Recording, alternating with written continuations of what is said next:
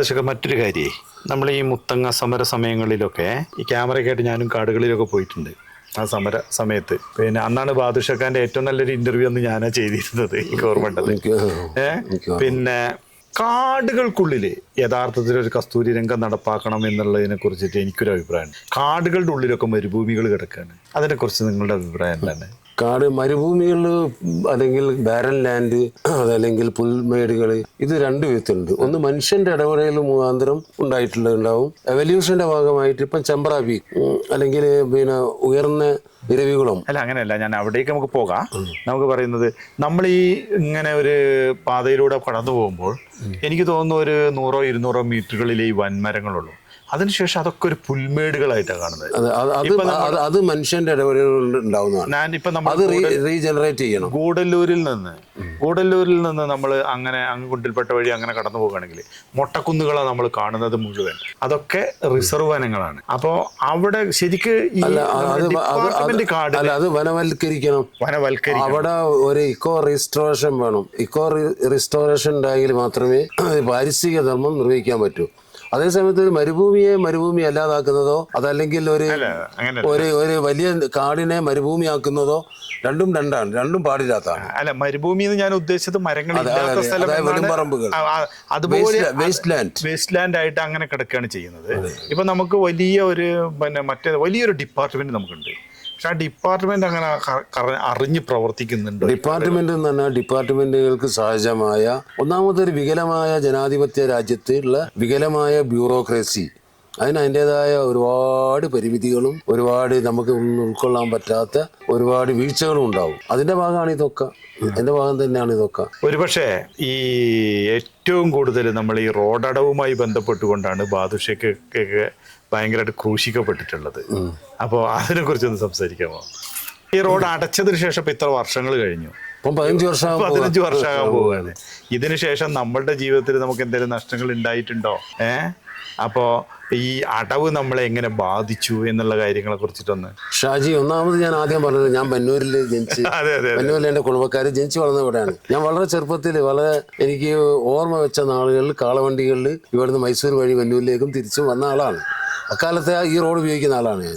ഈ റോഡ് പിന്നെ രാത്രി കാലത്തെ ഗതാഗതം നിരോധിക്കണം എന്ന് ആവശ്യപ്പെടുന്നത് ആദ്യമായിട്ട് ഞങ്ങൾ പരിസ്ഥിതി പ്രവർത്തകർ ഗോവയിലുള്ള കുമാർ കാലാനന്ദ് മണി എന്ന് പറഞ്ഞ അയാളുടെ ഒരു സ്ഥാപനത്തിൽ നടത്തിയുള്ളതായ ഒരു 3 ദിവസത്തെ കോൺക്ലേവിൽ പിന്നെയുള്ള ഒരു പിന്നെ ആവശ്യമായിട്ടാണ്. എവിടുന്ന് ആരാ ഉന്നയിച്ചതെന്ന് എനിക്കറിയില്ല. ഏതായാലും എല്ലാ പരിസ്ഥിതി പ്രവർത്തകരും അതിനെ അതിനിശ്ചിതമായി എതിർക്കുകയും ഞാൻ അതിനെ സപ്പോർട്ട് ചെയ്യുകയും ചെയ്ത്. അങ്ങനെ കുറച്ചു കാലം കഴിഞ്ഞപ്പോഴാണ് ഈ ബന്ദിപ്പൂർ കേന്ദ്രീകരിച്ചുകൊണ്ട് ഡോക്ടർ രാജ്കുമാർ ദേവറസ് എന്ന് പറയും, അയാൾ ഒരു മൈസൂരിൽ കേന്ദ്രീകരിച്ചുള്ളതായ ഒരു NGOയുടെ നല്ല പ്രവർത്തകനാണ്. അയാൾ ഈ രാത്രി കാലങ്ങളിൽ ബന്ദിപ്പൂരിലെ 2 റോഡുകൾ, ഒന്ന് ഗുണ്ടിൽപേട്ട പിന്നെ ഊട്ടി റോഡ്, ഒന്ന് ഗുണ്ടിൽപേട്ട കോഴിക്കോട് റോഡ്, ഈ 2 റോഡുകളും ബന്ദിപ്പൂർ ടൈഗർ റിസർവിൽ കടന്നു പോരുന്നതാണ്. അതിൻ്റെ ഉള്ളിൽ നടക്കുന്ന റോഡ് കില്ലിനെ കുറിച്ച് അയാൾ പഠനം നടത്തിയിരുന്നെന്ന് പറഞ്ഞു. അങ്ങനെ ഞാൻ അയാളുമായിട്ട് ബന്ധപ്പെട്ട് ഞങ്ങൾ വെറുതെ ഒരു കൗതുകത്തിന് വേണ്ടി, അയാൾ നല്ല പക്ഷി നിരീക്ഷകനാണ്, അതിനിടയ്ക്ക് അയാൾ വയനാട്ടിൽ വന്നിരുന്നു. അപ്പോൾ അയാൾ പറഞ്ഞു, ഞാൻ ഞെട്ടിപ്പിക്കുന്ന ഒരുപാട് കണക്കുകളുണ്ട്. ഒന്ന്, റോഡ് കില്ല് മുഴുവൻ നടക്കുന്നത് രാത്രി 9 മണിക്കും രാവിലെ 6 മണിക്കും ഇടയിലാണ്. അങ്ങനെ കുറെ അയാൾ കംപ്ലീറ്റ് റെക്കോർഡ് ചെയ്തിരുന്നു. നമ്മൾ ആ സംഭാഷണം അവിടെ എക്സിബിഷനൊക്കെ ഞാൻ മുമ്പ് കണ്ടിരുന്നു. അങ്ങനെ നിൽക്കെ പിന്നെ നമുക്ക് ബന്ധമൊന്നുമില്ല. അങ്ങനെ നിൽക്കുമ്പോഴാണ് അന്നത്തെ ബന്ദിപ്പൂരിലെ FD പിന്നെ ഈ റോഡ് ക്ലോസ് ചെയ്യണമെന്ന് ചാമരാജ് ജില്ലാ കലക്ടറോട് ആവശ്യപ്പെടുന്നത് 2010-ലാണ്. 2010 മൈസൂർ പിന്നെ ബന്ദിപ്പൂർ FD ചാമരാജ് ജില്ലാ കലക്ടറോട് രാത്രി പിന്നെ ഗതാഗതം ഈ 2 റൂട്ടിലും നിരോധിക്കണമെന്ന് ആവശ്യപ്പെട്ടുകൊണ്ട് ഒരു റിക്വസ്റ്റ് കൊടുത്ത് ജില്ലാ കലക്ടർ ആവട്ടെ അത് ഉടനെ തന്നെ അത് ഇംപ്ലിമെന്റ് ചെയ്തു. അതിനെതിരാണ് കൃഷ്ണപ്രസാദാണ് ഇവിടുത്തെ ബത്തേരി MLA. ഭയങ്കര പ്രശ്നമായി. രാത്രി ഗതാഗതം നമ്മുടെ സഞ്ചാരത്തെ സ്വാതന്ത്ര്യത്തെ തകർക്കുന്നു, വയനാടിനെതിരായുള്ള ഗൂഢാലോചന, മറിച്ച് നമ്മളൊന്നും അന്നേരം ചിത്രത്തിലില്ല. ഞാനതിന് സ്വാഗതം ചെയ്തുകൊണ്ട് പ്രസ്താവനയും കൊടുത്തു. ഞാൻ മാത്രമാണ് കേരളത്തിൽ ആദ്യമായിട്ട് സ്വാഗതം ചെയ്തുകൊണ്ട് പ്രസ്താവന കൊടുക്കുന്നത്. അങ്ങനെ കൃഷ്ണപ്രസാദ് നേരിട്ട് പോയിട്ട് അന്നത്തെ യെദ്യൂരപ്പാണ് പിന്നെ കർണാടക മന്ത്രി, അയാളെ കണ്ട് നല്ല നിവേദനം കൊടുത്ത് അയാൾ മാത്രമാണ് ഇതിൽ കാര്യമാത്ര പ്രസക്തമായി എന്തെങ്കിലും ചെയ്തത്. ഞാൻ ഒന്നും പറയുന്നുണ്ട്. അയാളെ നിവേദനത്തിന്റെ പുറത്ത് യെദ്യൂരപ്പ ഇത് ലിഫ്റ്റ് ചെയ്ത് ഇതെടുത്തു കളഞ്ഞു. അതിനെതിരായിട്ട് കർണാടകത്തിലുള്ളതായ ശ്രീനിവാസ ബാബു എന്ന് പറയുന്ന ഒരാള് ഹൈക്കോടതിയിൽ ഇത് ഇയാള് യെദ്യൂരപ്പ ലിഫ്റ്റ് ചെയ്തതിനെതിരായിട്ട് അയാള് കർണാടക ഹൈക്കോടതിയിൽ ഒരു ഹർജി ഫയൽ ചെയ്ത്. അപ്പോൾ ആ ഹർജി ഫയൽ ചെയ്തതിനെ തുടർന്ന് പിന്നെ ഈ ശ്രീനിവാസ ബാബുവിനെ സ്വാധീനിക്കാൻ വേണ്ടി ഇവിടെ അന്ന് പിന്നെ ഷാജിക്ക് അറിയാലോ ഏതാണ്ട് 200ഓളം ബസ്സുകൾ, പ്രൈവറ്റ് ബസ്സുകൾ ബാംഗ്ലൂരിൽ നിന്നും പുറപ്പെട്ട് ഒരു 2 മണിക്കൂറിനുള്ളിൽ എല്ലാം ഗുണ്ടിൽപ്പെട്ട വന്ന് കേന്ദ്രീകരിച്ചിട്ട് 2 മണിക്കൂറിനുള്ളിൽ കോഴിക്കോട് തൃശ്ശൂർ ഭാഗത്തേക്ക് കടന്നു പോകും. അതിൽ മനുഷ്യരൊന്നും യാത്രക്കാരൊന്നും അധികം ഉണ്ടാവില്ല. ഉള്ളത് മുഴുവനും ഹവാല പണവും കള്ളക്കടത്തുമാണ്. ഇലക്ട്രോണിക് കള്ളക്കടത്താണ് ഭീകരമായിട്ട് നടക്കുന്നത്. അവരുടെ ഒരു വലിയ മണലും അവരുടെ വലിയൊരു മാഫിയാണ് ഇതിനാദ്യമായി രംഗത്താണ്. അവർ ശ്രീനിവാസ ബാബുവിനെ സ്വാധീനിക്കാൻ ശ്രമിച്ച് അയാൾ സ്വാധീനത്തിൽ പെടില്ല എന്ന് കണ്ടപ്പോൾ അയാൾക്ക് ജീവനിൽ ഭീഷണിയായി. ഈ ഘട്ടത്തിൽ കർണാടകത്തിലുള്ളതായ ചില പരിസ്ഥിതി സുഹൃത്തുക്കൾ ഞാനുമായിട്ട് ബന്ധപ്പെട്ട് അതിനു മുമ്പേ നമ്മളിത് സപ്പോർട്ട് പ്രഖ്യാപിച്ചത് ഡക്കാൻ ഹെറാൾഡിലൊക്കെ വന്നിരുന്നു. അങ്ങനെ ഞാനും കൂടിയിട്ട് വയനാട് പ്രകൃതി സംരക്ഷണ സമിതിക്ക് വേണ്ടി കർണാടക ഹൈക്കോടതിയിൽ ഒരു കേസ് ഫയൽ ചെയ്ത് അയാളെ കേസിൽ ഇംപ്ലീഡ് ചെയ്യല്ലത് കർണാടകത്തിൽ നിന്നുള്ള ചില പിന്നെ ഉപദേശങ്ങളുടെ അടിസ്ഥാനത്തിൽ സെപ്പറേറ്റ്. കാരണം ശ്രീനിവാസ ബാബു കേസ് പിൻവലിച്ചാലും നമ്മളെ ഹർജി നൽകണം. ഞങ്ങൾ ഹർജി ചെയ്തപ്പോൾ ഇത് രണ്ടും കൂടി ക്ലബ് ചെയ്ത് അതിൻ്റെ മേലിലാണ് ഇപ്പം നിലനിൽക്കുന്ന രാത്രി യാത്രാ നിരോധനം. രാത്രി 9 മണി മുതൽ രാവിലെ 6 മണി വരെ എന്നുള്ളതായ നൈറ്റ് ട്രാഫിക് ബാൻ അത് അനിവാര്യമാണ്, അത് ആവശ്യമാണ് എന്ന് വിശ്വസിക്കുന്ന ആളാണ് ഞാൻ. കാരണം ബന്ദിപ്പൂർ ടൈഗർ റിസർവ് ഒരു ഇൻ്റഗ്രൽ പാർട്ടാണ് നീലഗിരി ജൈവ മേഖല. ടൈഗറിൻ്റെയും മറ്റ് വൈൽഡ് ലൈഫിൻ്റെയും ഒരു കോർ ഏരിയ ആണ് വയനാടിൻ്റെയും. അപ്പോൾ അതിലൂടെ രാത്രി കാലത്ത് അതിൻ്റെ ഗേഹത്തിലും എൻ്റെ വീട്ടിൻ്റെ ഉള്ളിൽ കൂടി ഒരു റോഡ് കടന്നു പോകുന്നത് പോലെയാണ്. വന്യജീവികളുടെ വീട്ടിൻ്റെ ഉള്ളിൽ കൂടിയാണ് ഈ റോഡ് കടന്നു പോകുന്നത്. അപ്പം കുറേ കാലമായിട്ട് 100-300 കൊല്ലമായിട്ടെങ്കിലും നിലനിൽക്കുന്ന ഒരു റോഡ് നിലനിൽക്ക് അത് നമുക്ക് പൂർണ്ണമായിട്ട് ക്ലോസ് ചെയ്യേണ്ട ആവശ്യമില്ല. പക്ഷേ രാജ്കുമാറിൻ്റെ പഠനം അനുസരിച്ച് രാത്രി ഉള്ള ഡെത്ത് 9 മണി മുതൽ രാവിലെ 6 മണി വരെയുള്ള സമയത്ത് ഏറ്റവും കൂടുതൽ റോഡ് കില്ലിംഗ് നടക്കുന്നത് കൊണ്ട് ആ സമയത്ത് ബാൻ ചെയ്യാമെന്നുള്ള ആവശ്യമാണ് ഞങ്ങൾ ഉന്നയിച്ചത്. അത് കർണാടക സർക്കാർ ഹൈക്കോടതി അംഗീകരിച്ചു, ഇംപ്ലിമെൻറ്റ് ചെയ്തു. വലിയ ബഹളമായി. ഞാൻ ഇന്നും വിശ്വസിക്കുന്നത് അതിനെതിരായിട്ട് വയനാട്ടിൽ കൽപ്പറ്റ, മാനന്തവാടി, പിന്നെ മീനങ്ങാടി തുടങ്ങിയ ഒരു പ്രശ്നമൊന്നുമില്ല. ഇതൊക്കെ ക്രിയേറ്റ് ചെയ്യുന്നതാണ്. ബത്തേരി കേന്ദ്രീകരിച്ച് കുറച്ച് കച്ചവടക്കാരും ഈ ലോബിയും ഇത് കർണാടക കേന്ദ്രീകരിച്ചുള്ള ആ ലോബി ഇപ്പം അല്ല കേട്ടോ, അവർ ഇങ്ങോ പോയി. അവർ ഭയങ്കരമായിട്ട് ഇതിനെതിരായി പ്രതിഷേധിച്ച് അവർ ഇതിനെ കേരള ഗവൺമെൻറ്റിനെ കൊണ്ട് പ്രമേയം പാസ്സാക്കി, അസംബ്ലി പ്രമേയം പാസ്സാക്കി, ഒരുപാട് ബഹളങ്ങൾ ഉണ്ടാക്കി. പക്ഷെ ഞങ്ങളൊന്നും ചെയ്തില്ല. ഞങ്ങൾ നിയമപരമായി മുന്നോട്ട് പോയി. ഇതിനെതിരായിട്ട് കേരള ഗവൺമെൻറ് സുപ്രീം കോടതിയിൽ പോയി. ഞങ്ങളും സുപ്രീം കോടതിയിൽ അവർക്കെതിരായിട്ടുള്ളതായ ഹർജി ഫയൽ ചെയ്ത് സുപ്രീം കോടതിയിൽ ഇപ്പോൾ ഇടയ്ക്കിടയ്ക്ക് കേസെടുക്കും. സുപ്രീം കോടതി ചോദിക്കും ഇതുകൊണ്ട് എന്താണ് വിരോധം. പല കമ്മിറ്റിയെയും വെച്ചു നോക്കിയപ്പം പൂർണ്ണമായും ബാൻ ഇല്ല ഷാജി. ഏത് അടിയന്തര ഘട്ടത്തിലും ഷാജിക്ക് ഒരു രോഗിയെ ഇവൻ കൊണ്ട് ഈ റോഡ് മുഖാന്തരം മൈസൂരിലേക്ക് പോകണമെങ്കിൽ ഒരു കത്ത് എഴുതി കൊടുത്തിട്ട് ആ ആംബുലൻസ് കടത്തി വിടും. അതേപോലെ തന്നെ 2-3 ബസ്സുകൾ അങ്ങോട്ടും ഇങ്ങോട്ടും ഉണ്ട്. ഞാൻ പറഞ്ഞു തരുന്നത് കർണാടക സർക്കാരിൻ്റെ 3 ബസ്സുകൾ രാത്രി സമയങ്ങളിൽ മൈസൂരിൽ നിന്നും കോഴിക്കോട് നിന്നും മൈസൂരിലേക്കും പോയി. കേരള ഗവൺമെൻറ് ആവട്ടെ ഈ പ്രതിഷേധത്തിൻ്റെ ഇടയിൽ കെറുവിച്ചിട്ട് പിണങ്ങിയിട്ട് അത് ആദ്യം അവർ ഓടിക്കാൻ തയ്യാറായില്ല. പക്ഷേ വസ്തുതകൾ മനസ്സിലാക്കിയതോടുകൂടി കേരള ഗവൺമെൻറ്റും 3 പോയി. ഇപ്പോൾ 6 ബസ് അങ്ങോട്ടും 6 ബസ് അങ്ങോട്ടുണ്ട്. ഈ ബസ് സുപ്രീം കോടതിയുടെ സംഘം വന്ന് പരിശോധിച്ച് ഇതിൽ ഞായറാഴ്ചകളിലും അതുപോലെ തന്നെ വെള്ളിയാഴ്ച വൈകുന്നേരവും അത് കഴിഞ്ഞാൽ ഞായറാഴ്ച തിങ്കളാഴ്ച മാത്രമേ ഇതിൽ ആളുള്ളൂ. ബാക്കിയുള്ള സമയത്തൊക്കെ കാലിയായിട്ട് ഓടുകയാണ്. അവർ നേരിട്ട് ടിക്കറ്റ് എടുത്ത് പരിശോധിച്ചല്ലോ, പത്രത്തിൽ വന്നാണ്. അപ്പം ഇതെന്താണെന്ന് വെച്ചാൽ ഇതുകൊണ്ട് വയനാടിന് ഒരു നഷ്ടവും. സുൽത്താൻ ബത്തേരി ടൗൺ പരാജയപ്പെടാൻ പോകുന്നു. സുൽത്താൻ ബത്തേരി ടൗൺ അമിതമായ വളർച്ചയിലാണ്. അൺപ്രഡിക്റ്റഡ് പാടില്ലാത്ത വളർച്ചയാണ് സുൽത്താൻ ബത്തേരിയിൽ നടക്കുന്നത്. ശരീരത്തിൻ്റെ ഏതെങ്കിലും ഒരു ഭാഗത്ത് അമിതമായ വളർച്ച വരിക എന്ന് അതിൻ്റെ പേര് ക്യാൻസറാണ്. സുൽത്താൻ ബത്തേരി ഇങ്ങനെ ഡെവലപ്പ് ചെയ്താൽ എങ്ങോട്ട് പോകും? അങ്ങനെ ഡെവലപ്പ് ചെയ്യാൻ പാടില്ല. ആ ഡെവലപ്മെൻ്റാണ് സുൽത്താൻ ബത്തേരി ഉള്ളത്. ഞാൻ മത്തായിസ് ലോഡ്ജിൽ അയാളെൻ്റെ സുഹൃത്തു കൂടിയാണ് സെബാസ്റ്റ്യൻ. അവിടെ വല്ലപ്പോഴും ചാവടിക്കാൻ പോയപ്പോൾ അവിടെ വലിയ ബോർഡ് വെച്ചിരിക്കുന്നില്ല, രാത്രിയാത്രാ നിരോധനത്തിനെതിരായിട്ട് പ്രതികരിക്കുക. അയാളെ ലോഡ്ജിലെ മാനേജ്മെൻറ്റുമായിട്ട് ഞാൻ നിരന്തരമായി സംസാരിച്ചപ്പോൾ രാത്രിയാത്രാ നിരോധനം വന്നതിന് ശേഷം അയാളെ ലോഡ്ജിൽ ഇന്ന് പോകണ്ട നാളെ പോകുന്നത് സ്റ്റേ ചെയ്യുന്നവരാണ്. നേരം വെളുത്തിട്ട് പോയാൽ മതിയുള്ള രീതിയിൽ കച്ചവട സാധ്യത കൂടി. അപ്പം വയനാടിന് ഒരു നാശം. പിന്നെ ഞാൻ പറഞ്ഞുതരാം. ആദ്യം പറഞ്ഞത് വെച്ചാൽ ഈ അടക്കണ്ട നമ്മുടെ വയനാട്ടിൽ ഒരു പ്രധാന വിളവാണ് അടക്ക. ഈ അടക്കക്ക് അന്ന് 22 രൂപയാണ് 1 കിലോയ്ക്ക് വില. ഈ അടക്കൻ്റെ മാർക്കറ്റ് തീർന്നു. അത് കാരണം അടക്ക ഏതാണ്ട് ഈ സമയമാകുമ്പോഴേക്കും പൊളിച്ച അടക്ക പിന്നെ കടകളിലെത്തിക്കും. രാത്രി 8 മണിയാകുമ്പോഴേക്കും പാക്ക് ചെയ്ത് പോകും. പാക്ക് ചെയ്ത് 9:30-12 മണിയാകുമ്പോൾ കടന്നു പോകും. 9 മണി to 12 മണിയായിട്ട് കടന്നു പോയാലേ അത് അവിടെ മാർക്കറ്റ് ചെയ്യാൻ പറ്റും. അപ്പോൾ അതുകൊണ്ട് ഇനി ഈ അടക്കം ഉണ്ടാവില്ല. അപ്പോൾ എന്താ കച്ചവടക്കാരെന്ത് ചെയ്തെന്ന് വെച്ചാൽ രാവിലെ ഒരു 2 മണിക്കൂർ ഇങ്ങോട്ടാക്കി പറിക്കലും 2 പെറുക്കലും തൂക്കലും ഒക്കെ അവർ സ്മൂത്തായിട്ട് കടത്തി പോകുന്നു. എന്നല്ല നമ്മൾ 15 വർഷമായിട്ട് അതിന് പൊരുത്തപ്പെട്ടു. അതെ, 28 രൂപ ഉണ്ടായിരുന്ന അടക്കക്ക് 190 രൂപ വിലയായി. അല്ല, അത് ബാധിച്ചൊക്കെ എല്ലാ സാധനങ്ങളിലും കൂടുന്ന മാതിരിയാണെന്ന് അറിയാം, ഞാൻ പറയാം. അപ്പം വയനാടിന്റെ ജീവിതത്തെയോ ഇനി നമ്മൾ വിദ്യാർത്ഥികൾ എടുക്കുക, വിദ്യാർത്ഥികളിലേക്ക് പോക്കിന് എങ്ങനെയാണ് ഇത് തടയുന്നതെന്ന് എനിക്ക് മനസ്സിലാകുന്നില്ല. 6 ബസ് അങ്ങോട്ട് പോകുന്നതിൽ വേണേൽ വിദ്യാർത്ഥികൾക്ക് അങ്ങോട്ട് പോകാം, 6 ബസ് ഇങ്ങോട്ട് വരുന്നതിൽ വിദ്യാർത്ഥികൾക്ക് പോരാം. നേരം പിന്നെ ഒരു ആൾട്ടർനേറ്റീവ് റൂട്ട് ഉണ്ട്. അപ്പൊ ഈ കാട്ടിൻ്റെ ഉള്ളിൽ കൂടി പോകുന്ന ഒരു വാശിയായിരുന്നു. അതിൽ അവർ പരാജയപ്പെട്ടതിലുള്ളതായ വഴി ഏത് സമയത്തും പോകാം.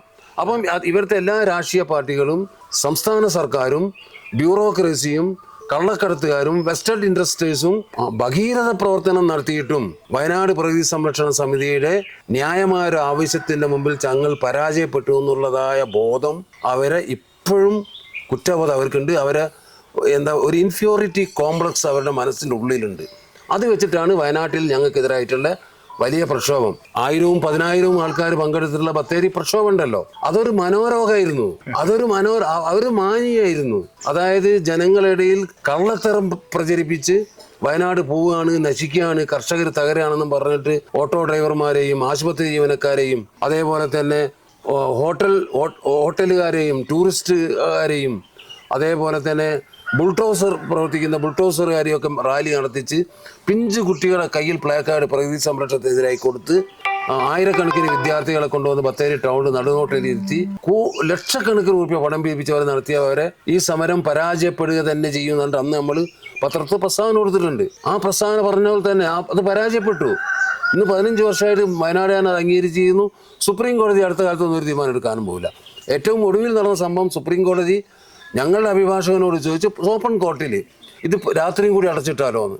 എന്നിട്ട് മറ്റേ റോഡ് തുറന്നു കൊടുത്താൽ എന്നോട് ചോദിച്ചാൽ എന്താ ചെയ്യുന്നത്? ഞാൻ പറഞ്ഞു, ദയവ് ഇത് ചെയ്യരുത്, അതിൻ്റെ സ്റ്റാറ്റസ് ഇപ്പോഴുള്ള അവസ്ഥ മുന്നോട്ട് പോട്ടെ, തൽക്കാലം രാത്രി അടച്ചിടുക, പകല് പോവുക. ഒരു കുഴപ്പവും വന്യജീവികൾക്കും ഇല്ല, ആൾക്കാർക്കും ഇല്ല, നാട്ടിനും ഇല്ല. ഈ ഒരു വിഭാഗം ആൾക്കാർ കുറേ കാലം കൂടി ഇത് പ്രവർത്തിക്കൊണ്ടിരിക്കും. ഇന്നും തെരഞ്ഞെടുപ്പ് വരുമ്പം പ്രിയങ്ക ഗാന്ധിക്കും രാഹുൽ ഗാന്ധിക്കും ഇടതുപക്ഷത്തിനും ആനി രാജക്കും ഒക്കെ വലിയ സ്ലോഗൻസ് ഇത് മാത്രമാണ്. ഇത് പറഞ്ഞതിന്റെ മാനന്തവാടി കൽപ്പറ്റയുള്ള ആൾക്കാർ വോട്ട് ചെയ്യും. ഇവിടെ ഗവൺമെന്റ്, കർണാടകയിൽ ഗവൺമെന്റ്, സെൻട്രൽ ഗവൺമെന്റ് ഒക്കെ ഉള്ള കാലഘട്ടം കഴിഞ്ഞിട്ടും കോൺഗ്രസ്സുകാർക്ക് തുറക്കാൻ പറ്റിയില്ല. അതുപോലെ തന്നെ അവിടെ പിന്നെ അവിടുത്തെ മന്ത്രിസഭയും ഇവിടുത്തെ മന്ത്രിസഭയും എല്ലാം ഒന്നിച്ച് നിന്ന് BJPയും ഇവിടെ ഇടതുപക്ഷ മുന്നണി നിന്നപ്പോഴും അതും സാധിച്ചില്ല. അത് സാധിക്കില്ല. കാരണം വെച്ചാൽ അല്ല, അപ്പൊ ഇനി ഇതിന്റെ ഇപ്പോഴും ഈ ബത്തേരിയുമായി ബന്ധപ്പെട്ടോ അല്ലെങ്കിൽ വയനാടുമായിട്ട് ബന്ധപ്പെട്ടോ ഈ റോഡ് എന്തെങ്കിലും തുറക്കുമെന്നൊരു പ്രതീക്ഷ ഉണ്ട്. ബാദുഷക്ക് പറയുന്നത് തുറക്കൂല എന്നാ? ഒരിക്കലും തുറക്കില്ല, ഒരിക്കലും സാധ്യതയില്ല. ആൾട്ടർനേറ്റീവ് ആയിട്ടുള്ള മാർഗങ്ങൾ ഇപ്പം തന്നെ ഗഡ്കരി പറഞ്ഞത് കാട്ടിന്റെ അടിയിൽ കൂടി നമുക്കൊരു തുരങ്കപാത ഉണ്ടാക്കുന്നതിനെ പറ്റി ആലോചിക്കാനാണ്. വേറൊരു പ്രൊജക്ട് വന്നിട്ടുള്ളത് കാട്ടിന്റെ മുകളിലൂടെ. അതൊന്നും നമ്മൾ അതിനെപ്പറ്റി ഒരു തീരുമാനം നമ്മൾ ഇതുവരെ പ്രഖ്യാപിച്ചിട്ടില്ല. അത് വരുമ്പം അതിന്റെ പാരിസ്ഥിതികമായ ഇമ്പാക്ട് നോക്കി ഈ തുരങ്കപാതയും അതുപോലെ തന്നെ മുകളിലെ പാതയൊക്കെ നമുക്ക് പറയുന്ന കൂട്ടത്തില് പുതിയൊരു തുരങ്കപാതയെ കുറിച്ച് ബാദുഷക്കാന്റെ നിലപാട് എന്താണ്? അതൊരു മഹാ ബ്ലണ്ടറാ. എന്റെ നിലപാടല്ല പ്രധാനം. വയനാട്ടിലുള്ളത് എന്താണ്? വയനാട്ടിൽ വലിയ ട്രാഫിക് ജാം ഉണ്ട്. ഷാജിക്കും അറിയാം. താമരശ്ശേരി ചുരത്തിലാണ് അസുഖം വന്നാൽ മരിക്കുക, വേറെ ഒന്നുമില്ല, മരിക്കുക എന്നൊന്നും പറഞ്ഞുകൂടെങ്കിലും. അപ്പൊ അതിനെന്താ മാർഗം? താമരശ്ശേരി ചുരം വീതി കൂട്ടുക, മോഡേണൈസ് ചെയ്യുക. അവിടെ ഇനിയും ആവശ്യമുണ്ടോ വനഭൂമി? അത് വിട്ടുകൊടുക്കണം. എന്നിട്ട് ആ റോഡ് നല്ല ഗംഭീരമായ റോഡാക്കി മാറ്റുന്നതോടൊപ്പം നമുക്ക് 5 റോഡുകളും കൂടിയുണ്ട്. നമ്മുടെ പിന്നെ നാടുകാണി ഉണ്ട്, അതുപോലെ തന്നെ പക്രംതോളം കുറ്റ്യാടി റോഡുണ്ട്, അതിൻ്റെ അപ്പുറത്ത് പേരിയുണ്ട്, പാൽച്ചുരമുണ്ട്. ഈ 5 റോഡുകളും കൂടി ഇങ്ങനെ നവീകരിക്കണം. വയനാട്ടിലേക്കുള്ള മെയിൻ എൻട്രി, പ്രത്യേകിച്ച് ചരക്ക് വാഹനങ്ങളുടെ എൻട്രി പക്രംതോളം കുറ്റ്യാടി റോഡ് വഴി തിരിച്ചു വിടണം. അത് കോഴിക്കോട് ടൗണിലേക്ക് ഇതിനേക്കാൾ എളുപ്പത്തിൽ വയനാട്ടിൽ നിന്നും പോകാവുന്ന റോഡാണ്. അത് ഫോറസ്റ്റ് ഉണ്ട് അതിലുണ്ട്? ഇല്ല. ഒരു ഭാഗത്ത് മാത്രമേ ഫോറസ്റ്റ് ഉള്ളൂ. ഒരു ഭാഗത്ത് മാത്രം 1 കിലോമീറ്റർ. അല്ല, ഒരു പുതിയ റോഡ് ഇപ്പൊ പടിഞ്ഞാറത്തറയുന്ന താമരശ്ശേരിയിലേക്ക് എല്ലാ റോഡിനെയും ഞങ്ങൾ എതിരാണ്.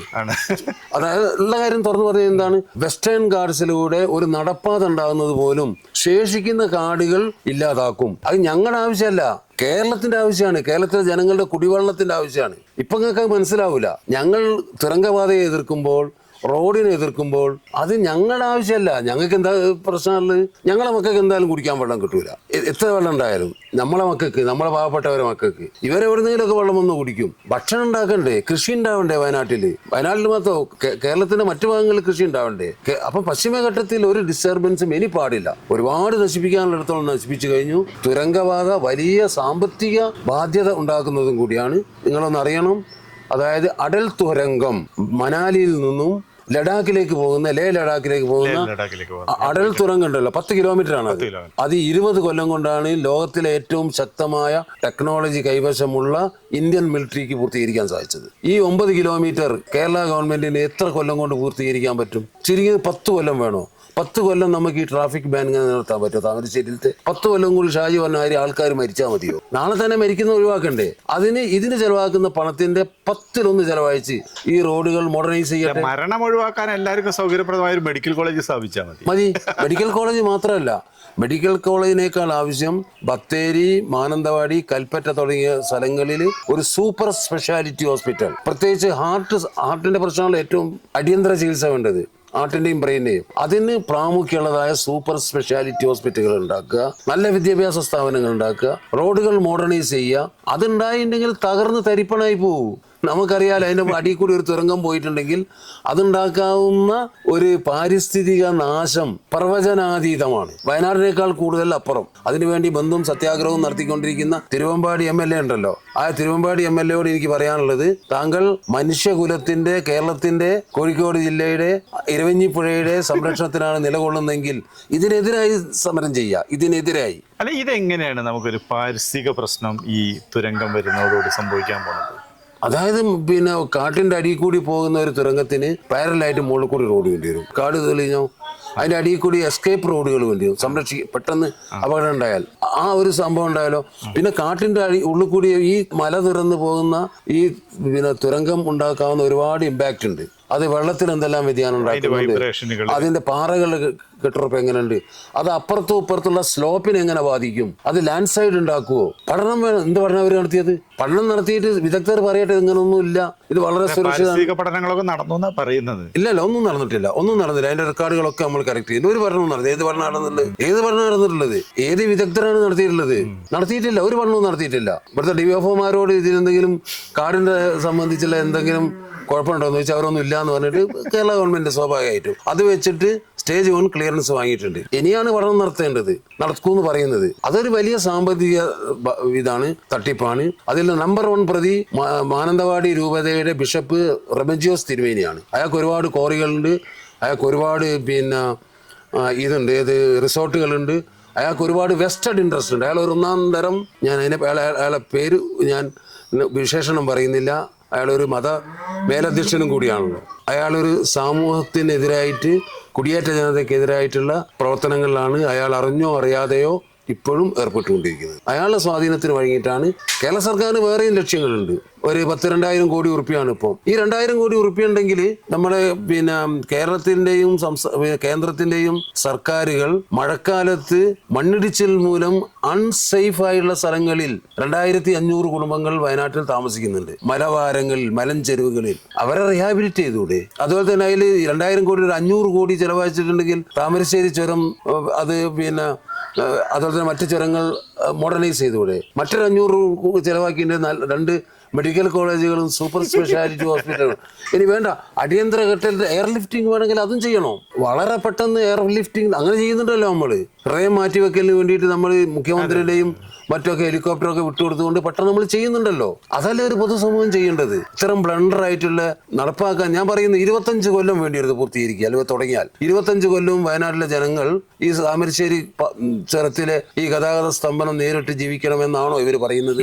അതിന് മറുപടി പറയട്ടെ ആദ്യം. അതുകൊണ്ട് അതിനെ പരിസ്ഥിതി പ്രവർത്തകർ ഒരു കാരണവശാലും അതിനെ അംഗീകരിക്കുന്നത് മാത്രമല്ല, അത് ജനങ്ങളെ കൂട്ടിയിട്ടും ജനങ്ങൾ ഇതിനൊക്കെ അനുകൂലമാണ്. അവർക്ക് വേണ്ടത് ഇന്നത്തെ അന്നു കാണുന്നവനെ അപ്പ എന്ന് വിളിക്കുന്ന ക്യാപ്സ്യൂളുകളാണ്. അപ്പം ഒരു പരിസ്ഥിതി പ്രവർത്തനം, വയനാടിനെ സ്നേഹിക്കുന്ന ആൾക്കാരെന്നുള്ളവർക്ക്, വയനാടിനെ മണ്ണിനെ സ്നേഹിക്കുന്ന ആൾക്കാരെന്ന് വെച്ചാൽ കേരളത്തിന്റെ കുടിവെള്ളം ആഗ്രഹിക്കുന്ന ആൾക്കാരെന്നുള്ള രീതിയിൽ ഞങ്ങൾ അതിനെതിരായി ഫൈറ്റ് ചെയ്തുകൊണ്ടേയിരിക്കും. ഈ പോരാട്ടം തുടരും എന്നെ ചെയ്യും. പക്ഷേ അപ്പോൾ നമ്മൾ കഴിഞ്ഞ ഏതാനും മാസങ്ങൾക്ക് മുമ്പേ സമാനതകളില്ലാത്തൊരു വലിയൊരു ദുരന്തമാണ് നമ്മൾ വയനാടിനെ കൊണ്ടുപോയത്. നിങ്ങളൊക്കെ ഇത് വരും വരും വരും എന്നിങ്ങനെ വിളിച്ചു പറഞ്ഞുകൊണ്ടിരിക്കുമ്പോൾ അത് നമ്മളെ കൺമുമ്പിൽ വന്നു, ചൂരൽമല. അതിനെ കുറിച്ചിട്ട് നിങ്ങളുടെ ഇനി സംഭവിക്കാതിരിക്കാൻ സംഭവിച്ചതിന്റെ കാരണങ്ങൾ. സംഭവിച്ചതിനെ പറ്റി നമ്മൾ പോസ്റ്റ്മോർട്ടം ചെയ്യേണ്ട കാര്യം എല്ലാവർക്കും അറിയാവുന്ന കാര്യമാണ്. അവിടെ നടന്നിട്ടുള്ള വെസ്റ്റേൺ ഗാർഡ്സിൽ ഉടനീളം നടന്നുകൊണ്ടിരിക്കുന്ന പരിസ്ഥിതി നാശത്തിന്റെ ഒരു പരിണിതിയായിരുന്നത്. അത് പല പ്രാവശ്യവും പശ്ചിമഘട്ടത്തിന്റെ കിഴക്കൻ ചെരുവിലും പടിഞ്ഞാറൻ ചെരുവിലും നിരവധി ഉരുൾപൊട്ടലുകൾ ഉണ്ടായിട്ടുണ്ട്. ഈ പ്രദേശത്ത് തന്നെ നമുക്കറിയാം പുത്തുമല ദുരന്തം ഉണ്ടായി. അല്ല, ഈ മുണ്ടക്കൈ തന്നെ 1984 ഞാൻ പോയതാണ്. അന്ന് ജയചന്ദ്രനെതിരായിട്ട് വലിയ കേസ് ഉണ്ടായല്ലോ, ചത്ത പന്നിയെ ജയിലിലേക്ക്. അന്ന് അവിടെ എത്ര മനുഷ്യരാണ് അതിന്റെ അടിയിൽ പോയതെന്ന് ആർക്കും അറിയില്ല. അപ്പോഴും അത് അധികം മീഡിയ ഇല്ല, സോഷ്യൽ മീഡിയ ഇല്ല, ഒന്നുമില്ല. പത്രങ്ങളില്ല, വാച്ച് ഡോഗ്സ് ഇല്ല, പരിസ്ഥിതി പ്രവർത്തകരില്ല, രാഷ്ട്രീയക്കാരില്ല.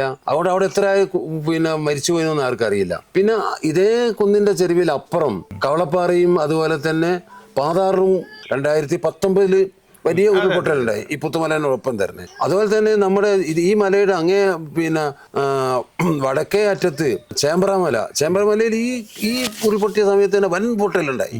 മാത്രമല്ല 1992 ചേമ്പ്രമലയിലുണ്ടായിരുന്ന വലിയ ഉരുൾപൊട്ടലിൽ 3 പാടികളാണ് ഒലിച്ചു പോയത്.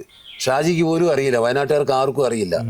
നമ്മളെ 84 അതിലല്ലേ സംഭവിച്ചത്? അല്ലല്ല, 84 അല്ല, 1984 മുമ്പാണ്. 972 മറ്റാണ്. എനിക്ക് പരിസ്ഥിതി പ്രവർത്തനമൊക്കെ ഞാൻ തുടങ്ങുന്നതിന് മുമ്പ് 72 മറ്റാണ് സംഭവം നടക്കുന്നത്. ഞങ്ങളൊക്കെ ഇവിടെ ചെന്നപ്പോൾ അവിടുത്തെ പഴമക്കാരായ 1-2 ആൾക്കാർ പറഞ്ഞപ്പോഴാണ് നമ്മൾ അറിയുന്നത് 3 പാടികൾ ഒഴിച്ചു എന്ന് വെച്ചാൽ ഒരു പാടിയിൽ എത്ര ആൾ ജീവിക്കുന്നുള്ളത് ഷാജിക്കും എനിക്കും അറിയാം. പാടി കണ്ടവർക്കേ അറിയാൻ പറ്റൂ.